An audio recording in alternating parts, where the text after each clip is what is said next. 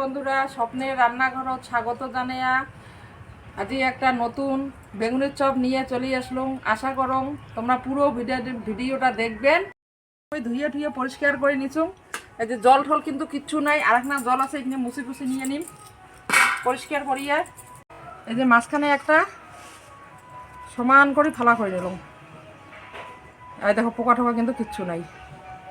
তাহলে এটাকে নাম ওই আরও একটা সরু করে চির করিম, এই পাশে আরও একটা চির করিম। আর দেখো কত সুন্দর করে চির করলাম। এই সবগুলোই আমি এমন করে এলাই চিরচির করে কাটে নিই। এই যে 3 চামচ মতন ময়দা নিলাম, বেসন,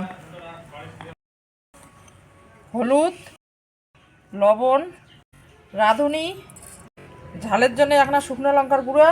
এই যে বেটারটা মেলা অল্প অল্প জল দিম আর মাখি নিম। এই যে বেটারটা আমি এমন করে গুলে নিলাম, বেশি পাতলা না হয় বেশি ঘনও না হয়।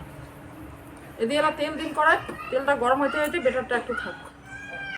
মেইন উপকরণ হল কি কত, গরম তেল বেটারত দিবেন, বেগুনিটা মুসমুসে হবে, মিক্স করি না।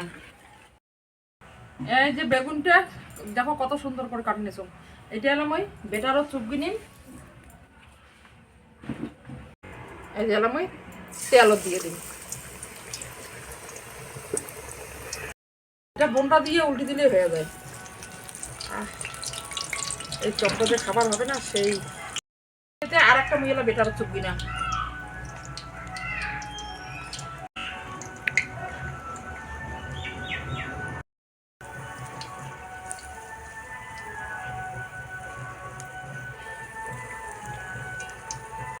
বা হাত দিয়ে তুলে ধরান, ডাইন হাত দিয়ে এটা দেন, বুঝলেন তো?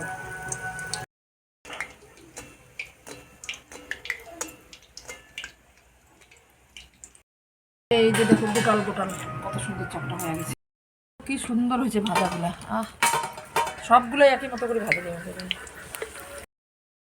বেগুনের চপ কত সুন্দর দেখছেন তো।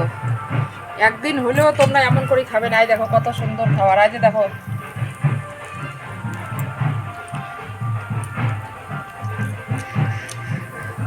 বাহ, সুপার।